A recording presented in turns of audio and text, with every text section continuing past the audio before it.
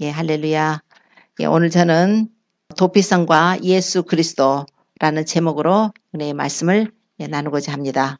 모세를 따라서 출애굽한 이스라엘 백성들이 광야의 40년 생활을 거치고 이제 가나안 땅으로 들어가게 됩니다. 하나님께서는 그때 모세를 통해서 말씀을 하시기를 너희가 도피성을 지으라는 말씀을 하셨습니다. 당시에 하나님께서 이스라엘 백성들을 출애굽을 시키신 후에 이제 민족이 형성이 됐죠. 민족이 형성이 되고 이제 율법을 주시고 그러고서 이제 하나님께서 이제 이스라엘 11지파는 다 가나안 땅을 나눠줬는데 이제 가나안 땅에 정복해가지고 다 나눠줬는데 한 지파만큼은 그 땅을 분배받지 못했습니다. 그것은 바로 레위 지파였어요. 레위 지파는 하나님의 제사 일을 돕고 성막에서 돕는 일을 하는 지파로서 하나님이 특별히 이제 떼놓으시고 레위 지파만큼은 그러니까 이스라엘 백성들이 하나님께 드리는 11조라든가 여러 가지 예물 그걸 가지고 기업을 삼게 하셨기 때문에 레위 지파는 이제 그 땅을 12지파로 나눠야 되는데 11지파만 나눠주고 레위 지파는 이제 땅을 기업으로 받지 못했습니다. 그러나 그들도 살 장소는 있어야 되니까 그 11지파에게 하나님 말씀하시기를 너희들은 그 레위 지파를 위해서 48개의 성읍을 지으라고 그랬어요. 그러니까 자기들이 분배받은 그 땅에서 얼마 포션만큼을 레위 지파를 위해서 내어줘야 되는 거예요. 그래서 그 48개의 성읍을 짓는데 그 중에서 6개의 성읍을 따로 떼놓으셔서 그것을 구별을 해서 거기는 도피성이라고 말씀을 하는 거예요.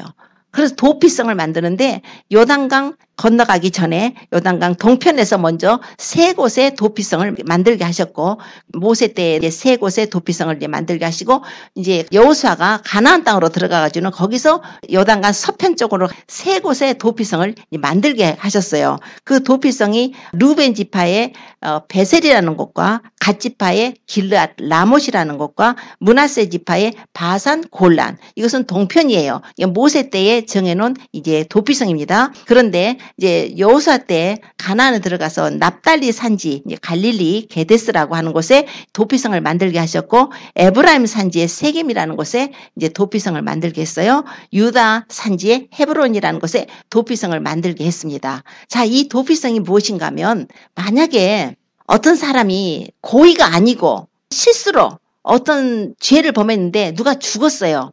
예를 들면은 그냥 산에 이제 벌목하러 갔는데 이제 도끼를 쳐서 나무를 내려뜨리는데 도끼자루에서 도끼날이 빠졌단 말이에요. 빠져가지고 그냥 옆에 있는 사람이 그냥 날아가가지고 그 사람이 죽었어요. 그러면 너무나 억울하잖아요. 이제 그런 케이스 또는 옆에 사람들이 있는데 우연하게 옆을 툭 한번 밀쳤는데 그냥 그 사람이 넘어져서 죽었습니다. 그러면 그건 분명히 사고잖아요. 그러나 이 사람이 고의성이 없는 거예요.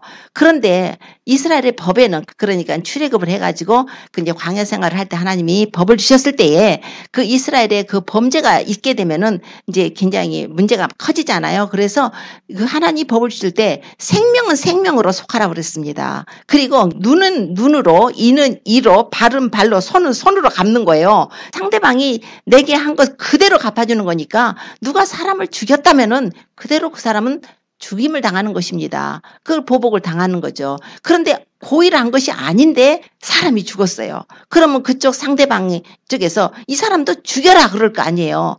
똑같이 죽여야 되니까. 그러면 그 사람들은 어떡합니까? 하나님께서 도피성을 만들으라는 거예요. 그래서 그런 사람들이 도피하는 곳이에요.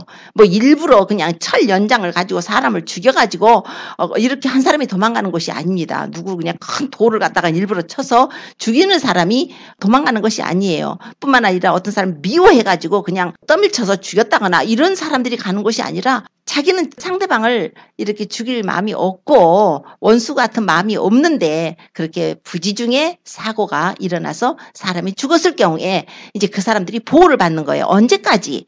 재판을 해야 되는 거예요. 이 사람이 진짜로 고의성이 있었느냐 없었느냐를 재판을 해가지고 고의성이 발견되면은 그 심판을 받는 것이고 고의성을 없었으면은 그냥 보호를 받는 거죠. 그래서 이제 그 도피성을 들어가게 되면은 거기에 그 문 어귀에 서서 성읍의 장로들한테 가서 자기의 상황을 설명을 해야 됩니다. 제가 저차해서 이렇게 했는데 그 사람이 죽었습니다. 그러니까 재판 때까지 제가 보호를 받고 싶습니다. 그렇게 하게 되면 그들이 그 사람을 안으로 들여보내고 거기다 이제 거할 곳을 만들어주라고 하나님 법을 주신 것이에요. 그런데 이제 피해 보복을 하는 자가 쫓아왔어요. 여기 그 사람 들어갔죠. 그 사람 우리 누구를 죽였는데 이 사람 죽여야 됩니다. 그러면 그 사람은 못 들어가는 거예요. 장로들이 딱 막아버려요. 성읍의 지도자들이 막아요. 이 사람은 재판 때까지 우리가 보호를 해야 된다. 그래서 절대로 내주지를 않아요. 그리고 이제 그 사람이 거기서 재판을 받고 고의성이 없다. 사람은 죽었는데 고의성이 없다라고 이제 판명이 됐습니다. 그러게 되면 또 나가면 이쪽 상대방이 죽일 거 아니에요. 그런 게 어딨냐고. 아무래도 죽였지 않냐고. 너도 죽임을 당해야 되지 않냐고 할 거 아니에요. 그렇기 때문에 그 사람이 고의성이 없었다는 것이 발견되면은 재판이 끝나고 나서 그 도피성이 있어야 되는 거예요. 도피성에 들어가 있어야 돼요. 그러니까 그러면 이 사람은 보호를 받아요. 거기서 떠나지 않고 그 사회에서 살게 되면은 보호를 받는 거예요. 그러나 아이고 이제 나는 이제 뭐 고의성이 없었다고 인정했으니까 난 나갈 거야. 그러고서 그 바깥을 나가면 그 피해 보수자가 그 사람을 죽일지라도 당하는 거예요. 자기가 도피성을 나갔기 때문에 죽임을 당할 수밖에 없다는 거예요. 그런데 또 한 가지 법은 그 해 대제사장이 죽으면은 이 사람은 사면이 돼버리는 거예요. 도피성에 숨은 사람이 용서를 받아버리는 거예요. 그래서 그때는 법적으로 효력을 받아가지고 이 사람은 무죄다는 것이 판명이 되는 거예요.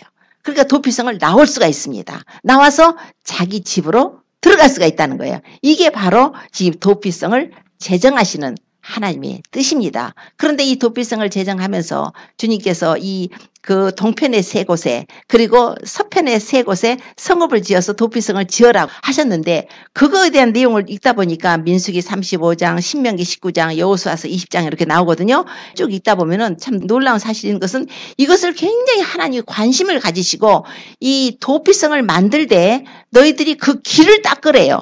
도로를 닦아놓으래요. 도로를 닦아서 도피하는 자가 쉽게 도피할 수 있도록 도로를 닦아놓는데 거기 도피성에 들어갈 수 있는 자격은 누구냐면 이스라엘 백성뿐만 아니라 이스라엘에 거하는 타국인과 이스라엘 나라에 거주하는 모든 사람이에요. 그러니까 이방인들까지 이스라엘 사람뿐이 아니라 이방인들까지 이런 억울한 일을 당했을 때는 전부 도피성에 들어갈 수 있도록 하나님이 법을 주신 것이에요. 그런데 그 도로를 닦으라는 거예요. 전승에 의하면은 그 도로를 그 도피성을 만드는 그 곳의 거리가 각 지파에서 하루길 거리 정도 된답니다. 그래서 어느 지파건 그런 일이 생겼을 때 거의 비슷한 거리에서 다 그 도피성을 찾아갈 수 있도록 그 곳에다가 도피성을 만들어 놓고 그런 일을 겪은 사람, 억울한 일을 당한 사람은 들어가라는 거예요. 그런데다가 길도 넓고, 자, 이제 이런 내용이 기록된 걸 보면서 하나님께서 이 도피성을 만들어라. 꼭 굳이 요단강 동편에다가 세 곳, 요단강 서편에 세 곳, 그 장소도 하나님이 지정을 하셔서 이렇게 해놓으신 것은 정말 그 성경에 기록된 그 내용 하나하나가 하나님의 마음이 담겨 있어요. 하나님의 아픔, 또 하나님의 우리 인간들을 구속하시고자 하는 그 열망, 그 사랑, 구속의 은혜가 그 속에 담겨 있더라고요. 그게. 우리는 그냥 읽다 보면 도피성 부분은 굉장히 말씀이 좀 딱딱하잖아요. 말씀이 딱딱하고 구약을 읽다 보면 딱딱해요. 그러면 재미가 없어요. 웬 도피성에 루벤 지파에 꼭 베셀에다가 놓고 갓 지파에 길라 라못에다가 만들고 이거 그냥 우연인 것 같이 그냥 이렇게 적어진 것 같지만 하나님은 이 하나하나에 뜻이 있으십니다. 그런데 이 도피성이 결국은 뭐냐면 우리 주님이 그러셨죠. 너희가 성경에서 영생을 얻는 줄 생각하고 성경을 상고하지만 이 성경이 바로 내게 대하여 증거하는 거라고 그러셨잖아요. 이 모든 성경이 모두 누구를 가리키고 있냐면 바로 예수 그리스도를 가리키고 있습니다. 그러면 마찬가지로 여기서 도피성도 이 도피성이 뭐예요? 그러면 예수 그리스도 이렇게 나오게 돼 있는 거예요. 그러면 도피성의 그 장소, 루벤 지파 있는 곳에 베셀이라는 곳이 뭐예요? 예수 그리스도. 이게 전부 예수님과 관련이 되어 있다는 거예요. 이제 이런 내용들. 그래서 이 도피성을 보면은 도피성은 결국적으로는 우리 예수 그리스도의 예표예요. 예수님께서 우리의 도피성이 되어 주십니다. 예수님이 바로 우리의 도피성이라는 것을 그 당시 구약시대에 이스라엘 백성들에게 하나님께서 이렇게 긍휼을 베푸시고 그런 억울한 일을 당하지 않도록 와서 보호를 받을 수 있도록 하나님이 하신 것은 바로 우리 같은 죄인, 정말 도저히 누구의 도움이 없이는 그 원수, 마귀로부터 우리가 쫓기잖아요. 마귀로부터 참소를 당하고 마귀가 그냥 우리를 죽이려고 도적질하고 죽이고 멸망시키려고 하는데 하나님께서 거기로부터 우리가 보호하심을 입도록 우리의 도피성이 바로 예수 그리스도시라는 거예요. 자, 그 도피성을 들어가는 거 보세요. 도피성을 들어가는 자가 누가 들어갔어요? 도피성은 죄인이 들어가는 거예요. 그 죄인이 다른 사람을 고의가 아니지만 그렇게 사고를 내서 살인죄를 졌다. 이 정도로 중한 죄죠. 그러니까 죽을 죄인이라는 거죠. 죽을 죄인이 들어가는데 그 사람이 나 이 정도면 괜찮아 하고서 도피성을 안 찾아가면 옆 밖에서 죽임을 당해요. 그러니까 자기는 구원을 받고 싶은 거예요. 보호를 받고 싶은 거예요. 설령 사고를 쳐서 저 사람이 저런 일을 당했지만 좀 너무 억울한 거예요. 보호를 받고 싶은 거예요. 이제 우리는 정말 알게 모르게 우리 모든 삶이 죄인이잖아요. 아담의 원죄가 유전되기도 했거니와 우리 자체가 본성이 이미 타락하고 부패하고 죄악으로 다 오염됐기 때문에 우리는 선한 것이 우리 속에서 나올 수가 없어요. 그래서 우리는 항상 생각하는 것이 좀 사악해요. 생각하는 것이 그리디해요. 탐욕스럽고 생각하는 것이 좀 더럽죠. 하나님 보시기에 그렇다는 거예요. 우리는 겉으로 보기에는 스마일하고 있으면은 다 너무는 좋아 보이지만 속 내면은 못 감추죠. 하나님 앞에. 그런데다 우리의 삶 속에서 우리 자신이 많은 허물과 불의한 가운데 살아가고 있습니다. 그런데 성경에서 말하는 것은 죄의 싹은 사망이라는 거예요. 우리 죄값은 사망이라는 거예요. 이제 성경을 쭉 읽다 보면은 이런 내용이 있어요. 사람이 피를 흘리면요. 그 땅이 피를 받았죠. 그러면 그 피, 사람이 그 피를 흘린 그 사람의 피가 아니면 사함을 못 받는다는 내용이 나와요. 그러니까 피를 흘린 자는 반드시 그 사람의 피를 흘려서 그 죄가 속죄를 받는 거예요. 그런데 성경에 보면은 죄의 싹은 사망이라. 하나님의 법은 우리가 죄를 졌기 때문에 그 죄로 인해서 모두 다 사망의 심판. 살인자가 막 도망가는 것처럼 이렇게 도피성이 없다면 심판을 받을 수밖에 없는 그런 우리 신분이라는 거예요. 그래서 하나님이 법을 주신 것이 레위기 17장 11절에 육체의 생명은 피에 있습니다. 그래서 육체의 생명이 피에 있기 때문에 피가 생명을 속할 수가 있다는 거예요. 그래서 내가 이 피를 너희에게 주어서 단에 뿌려서 너희의 생명을 위해서 속하게 했으니 생명이 피에 있으므로 피가 죄를 속한다는 거예요. 누구 피를 주셨어요? 바로 예수 그리스도의 피를 주셨다는 거예요. 하나님께서 독생자 예수님을 이 땅에 사람으로 보내셨어요. 사람으로 우리하고 똑같은 혈과 육이 있는 사람을 입고 예수님이 오시게 해서 예수님이 우리 죄를 용서를 하시기 위해서 그 피를 흘려주셨다는 거예요. 그 피로 인해서 우리가 속죄함을 받는 거거든요. 자, 그 피를 흘려주신 예수께로 우리가 나가야만이 우리가 그분이 도피성이 되어주시기 때문에 우리가 죄사함을 얻는다는 거예요. 일단은 우리가 죄인인 것을 내가 안다면은 이 세상 사람들이 다 자기가 자신이 죄인이라는 걸 알지 못해요. 내 자신이 내가 죄인이구나. 이 죄로 말미암아서 나의 죄로 인해서 하나님께 심판을 받는 것이구나. 사람이 한 번 죽는 것은 정하신 것이요. 그 위에는 심판이 있다고 히브리서 9장 27절에 말씀을 합니다. 그러니까 사람은 한 번 죽는 것은 누구나 다 죽어요. 그런데 그 죽음 후의 일을 생각하지 않는 사람은 예수님이 필요가 없어요. 그러나 죽음 후의 일을 생각하는 사람들은 예수님이 절실하게 필요해요. 왜냐하면 우리의 영혼이 그냥 멸절된다고 이렇게 하는 교도 있는데 영혼 멸절 안 됩니다. 영혼이 그냥 없어지는 거 아니에요. 우리 영혼이 존재하는 거예요. 육체는 썩어서 흙으로 돌아가지만 우리의 영혼을 지으신 하나님 앞에 쓰게 됩니다. 그때 하나님 앞에 죄를 그대로 가지고 가게 되면 하나님께 심판을 받는다는 게 하나님의 법이라는 거예요. 그래서 하나님께서 우리가 이 땅에서 우리 영혼이 떠나기 전에 우리가 그 예수님의 피로 인해서 속죄를 받을 수 있도록 하나님의 아들을 보내서 우리 죄를 담당하시고 골고다 언덕 십자가상에서 예수님의 피가 뿌려졌어요. 예수님의 피를 흘려주셨습니다. 그래서 우리는 그분께 나가는 거예요. 이게 바로 도피성이에요. 우리의 도피성은 어디냐면은 여기 도피성은 베셀이다, 라못이다, 골란 그리 가는 게 아니라 구약은 그림자일 뿐이고 우리의 도피성은 골고다 언덕 십자가상에서 못 박히신 예수님 앞에 가야 되는 거예요. 자, 그곳에 가서 죄인이 가서 여기 도피성 보니까 죄인이 가서 장로들 앞에 가서 내가요 이런 상황이에요. 저 좀 도와주세요. 지금 저 보수자가 보복을 하려고 나를 와서 죽이려고 해요. 나로 이 성 안으로 들어가게 해주세요. 저는 죄가 없어요. 사실은 이렇게 해서 사고로 한 건데 나는 그렇게 그 사람을 죽일 마음이 없었습니다. 그런데 나는 율법에 의해서 죽임을 당하게 됐으니까 저를 좀 구해주세요. 해가지고 이제 거기 가서 장로들한테 얘기를 하는 거예요. 그러면 장로들이 그걸 들어보고서 이제 재판 때까지 그 사람을 데리고 있게 됩니다. 자, 우리가 도피성 대신 예수님 앞에 가려면 무엇을 해야겠어요? 우리도 우리의 사정을 얘기를 해야 돼요. 거기 성읍에 가서 얘기를 해야 돼요. 제가 이 도피성으로 좀 들어가게 해주세요. 제가요 정말 심판을 받게 돼 있어요. 제가 너무 많은 죄를 졌어요. 너무 허물과 불의가 많아요. 제가 이 도피성으로 안 들어가면 나는 죄로 인해서 죽임을 당하고 심판을 받고 영원한 지옥 형벌을 받아요. 제발 좀 저를 들어가게 해주세요. 그럼 네가 무슨 죄를 졌느냐 그럴 거 아니에요. 거기서 장로들이 묻는 것처럼. 그럼 제가요 이렇게 너무나 많은 죄를 졌어요. 내 죄를 고백하는 거예요. 내 죄를 실토하는 거예요. 자백하는 거예요. 회개하는 거예요. 자, 그렇게 되면 회개가 됐잖아요. 그래. 그러면은 너는 들어오라는 거예요. 이제 자격이 주어졌어요. 그럼 거기서 살 곳을 주는 거예요. 그 사람이 언제까지? 재판 때까지. 자, 그런데 성경에 보면 재판 때 이제 그 사람이 고의성이 없어야 된다고 그랬잖아요. 근데 우리는 재판을 받는다 하면 우리는 다 심판입니다. 하나님 앞에 심판을 받을 수밖에 없는 죄인들이에요. 그런데 놀라운 사실이 한 가지가 있는 거예요. 하나님이 법을 주셨는데 대제사장이요. 그 당시에 대제사장이 죽으면요. 사면을 받는데요.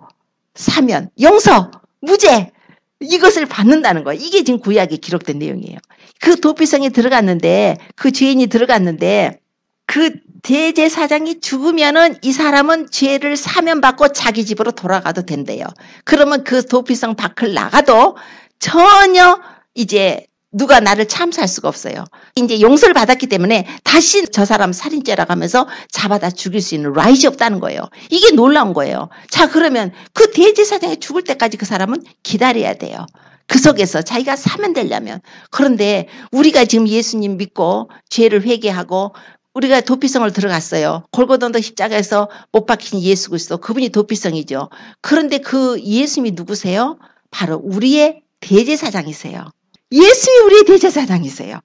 예수님은 이미 2000년 전에 골고다 언덕에서 그분은 대제사장이신 분이 우리를 위해서 십자가에 죽으셨어요. 십자가에 피 흘려서 이미 그 몸을 피 흘려서 죽임을 당하셨습니다. 대제사장이 죽임을 당한 거예요. 자, 이게 뭐예요?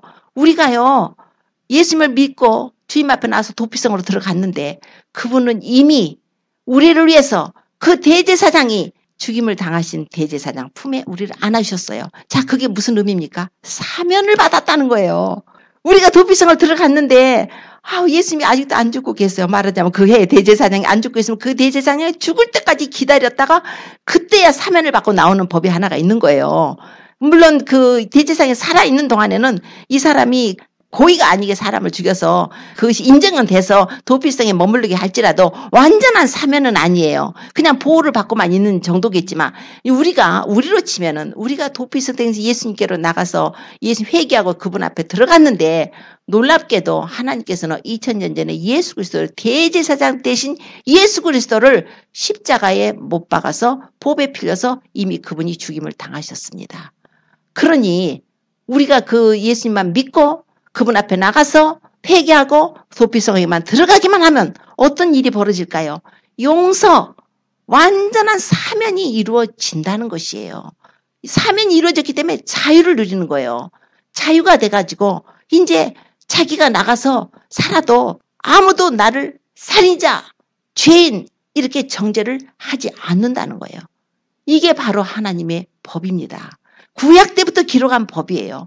예수님은 우리의 대제사장이세요. 예수님이 그냥 갑자기 대제사장 되신 것이 아니에요. 이스라엘 백성들은 대제사장 있죠. 아론 지파가 대제사장이에요. 하나님께서 레위 지파 속에서도 특히 아론을 택해서 아론을 대제사장 삼고 아론의 아들들이 그 대제사장의 이제 그 제사장의 그 직분을 맡았잖아요. 제사장의 직분을 쭉 맡아서 오게 됩니다. 그런데 우리 예수님은 그 후에 태어나셨어도 예수님께서는 그 후에 오셨죠. 그 후에 오셨어도 예수님은 아론 지파의 제사장이 아니에요. 예수님은 멜기세덱이라는 분의 반차를 좇은 대제사장이에요. 아론 지파의 대제사장을 세우시기 전에 하나님께서는 먼저 430년 전에 율법을 세우기 430년 전에 벌써 아브라함에게 대제사장을 보내셨는데 그분이 바로 누구였냐면 멜기세덱이에요. 창세기 14장에 나와요. 아브라함이 조카 롯을 구하러 가서 이제 소돔 고모라 막 그때 막 그쪽에서 전쟁이 일어났잖아요. 그때 이 조카 롯이 잡혀갔어요. 엘라망한테 잡혀갔어요. 그쪽에서 연합군들한테 잡혀가서 했을 때 가서 그냥 밤새 쫓아가가지고 롯을 구해오고 했을 때 멜기세덱이라는 제사장이 나와요.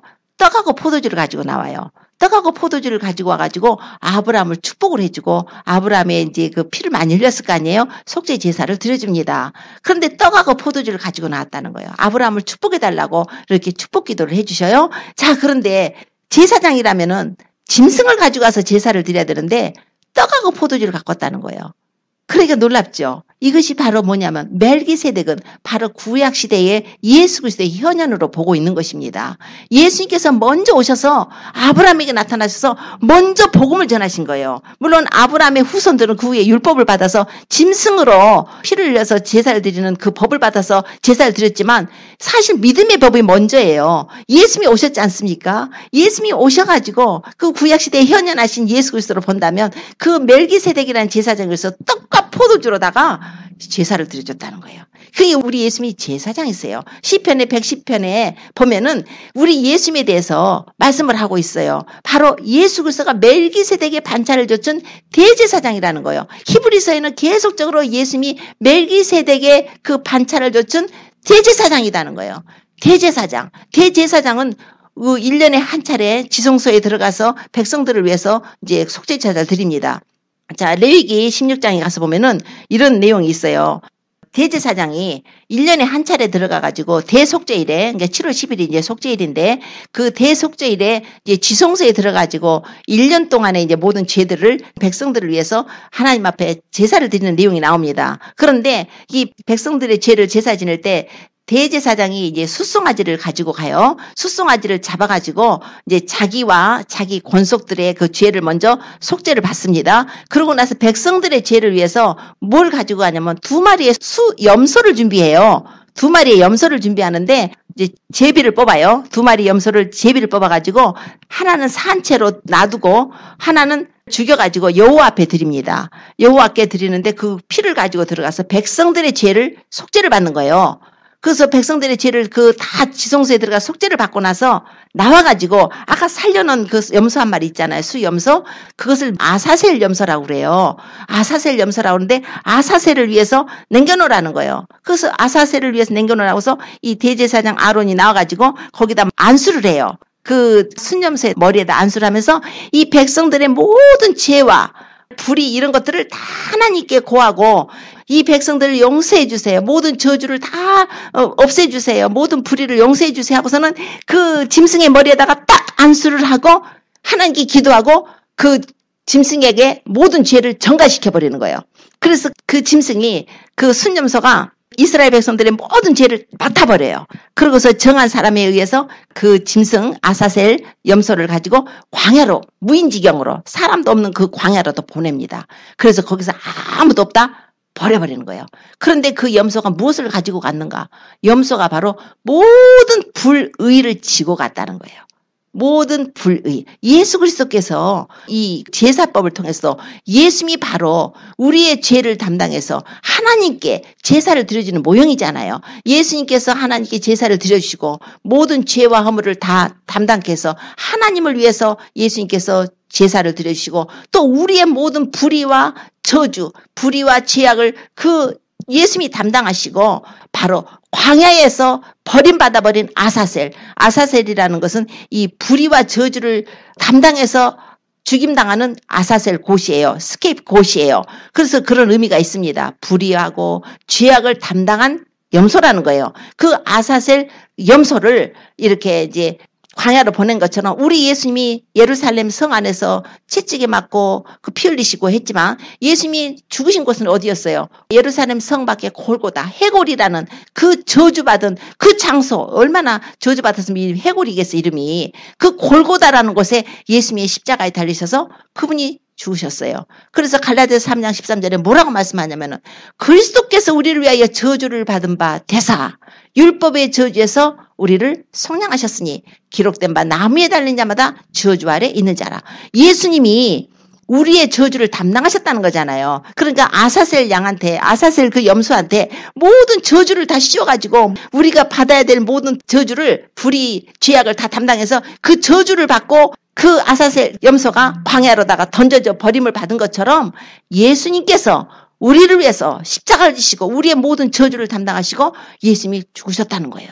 그리고 이사야서의 53장에 보면은 그가 채찍에 맞음으로 우리가 나음을 입었다고 그러잖아요. 그가 찔림은 우리의 허물을 인하며 그가 상함은 우리의 죄악을 인함이라.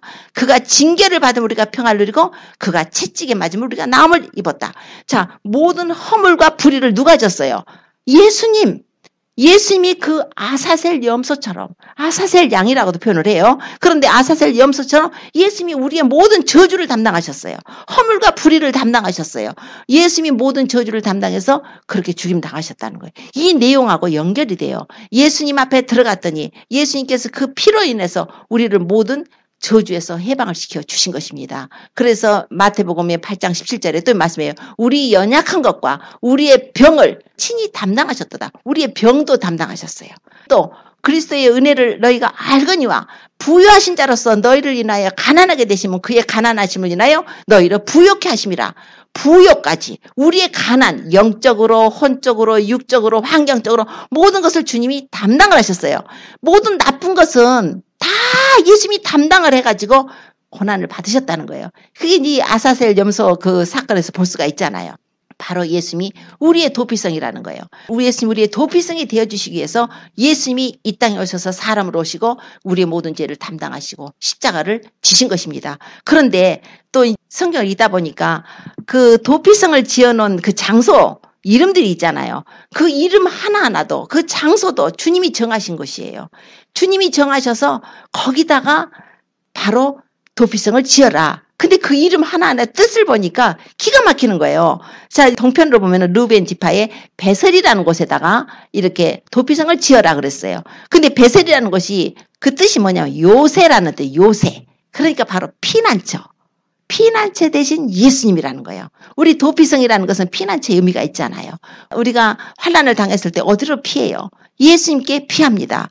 그래서 시편 91편 2절에 보면 내가 여호와를 가리켜 말하기를 저는 나의 피난처요 나의 요새요 나의 의뢰하는 하나님이라 하리니 이는 저가 너를 새 사냥꾼의 올무에서와 극한 연병에서 건지실 것이라고 그랬어요. 우리가 예수님을 피난처로 가기만 하면은 우리를 새 사냥꾼의 올무에서와 극한 연병에서 우리를 건져주신다. 너는 밤의 놀램과 낮에 흐르는 살과 흑암 중에 행하는 연병과 백주에 항폐케 하는 파멸을 두려워하지 아니할 거라는 거예요. 이 세상에 얼마나 재앙이 많아요.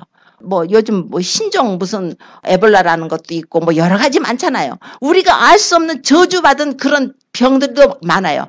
주님이 말씀하셨어요. 너는 밤의 놀램과 낮에 흐르는 살과 흑암 중에 행하는 연병과 연병이죠. 전염병이죠. 백주에 황폐케 하는 파멸을 두려워하지 않을 것이다. 천이 네 곁에서 만이 네 우편에서 엎드러져도 이 재앙이 네게 가까이 하지 못하겠고 오직 너는 목도하리니 악인의 복이 네게 보이리라 그랬어요.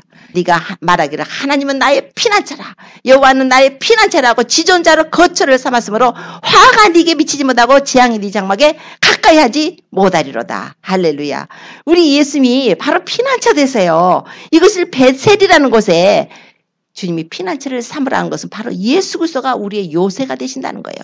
그런데 또 갓지파 쪽에다가 길르앗 라못에다가 주님이 또 거기다가 피난처를 세우라고 그랬어요. 그 라못이라는 것이 무슨 뜻이냐면 높은 곳이에요. 아주 높은 고지예요. 존귀하신 예수 그리스도. 빌립보서 2장 6절 이하를 보면 그는 그만 하나님의 본체시나 하나님과 동등됨을 취할 것으로 여기지 아니하시고 자기를 비워 종의 형체를 가져 사람들과 같이 되고 사람의 모양으로 나타나셨으며 죽기까지 복종하셨으니 곧 십자가에 죽으심이라. 그랬더니 하나님께서 그를 지극히 높여서 모든 이름에 뛰어난 이름을 주셨어요. 하늘에 있는 자들, 땅에 있는 자들, 땅 아래에 있는 모든 자들을 예수 이름에 무릎을 꿇게 하시고 모든 입으로 예수를 주라 신하여 하나님께 영광을 돌리게 하셨느니라. 이게 바로 존귀하신 예수 그리스도. 이게 하나님의 뜻이에요. 예수님이 존귀하신 분이에요. 그분은 만왕의 왕이요 만주의 주 되세요. 하나님의 그 배려하심, 거기 그 도피성을 거기다 세워라 하신 그 뜻이 너무 놀랍지 않아요? 그런 오묘한 하나님의 뜻이 섭리가 그것에 있습니다.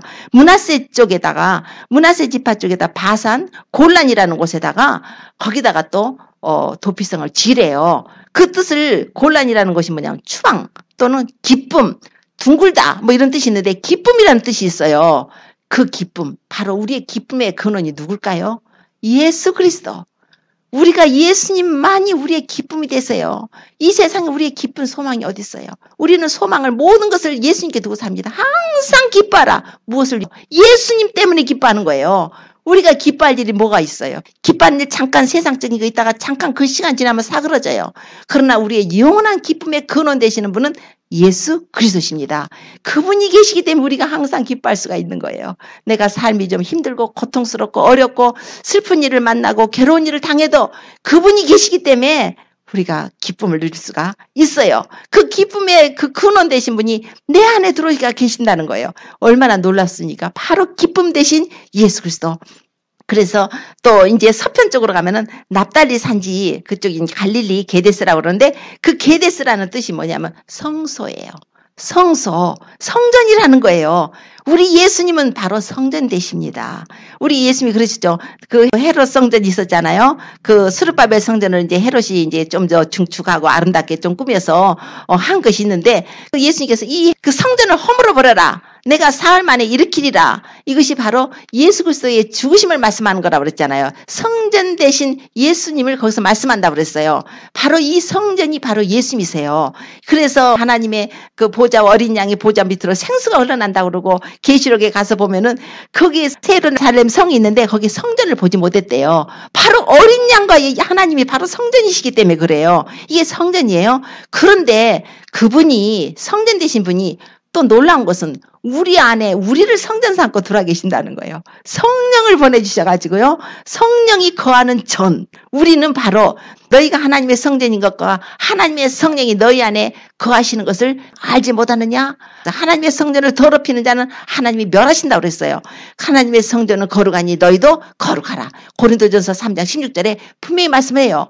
이 성전 대신 예수님이시만 또 우리를 성전 삼고 들어와 계신다는 거. 놀라운 일이죠. 그래서 이 납달리 게데스라는 것이 우리 예수 그리스도를 의미하고 있다는 거예요. 그 의미가 들어있어요. 에브라임에 세겜이라는 것이 있어요. 세겜에다가 도피성을 지래요. 세겜이라는 뜻은 뭐냐면 목, 어깨. 이 세겜 땅이요.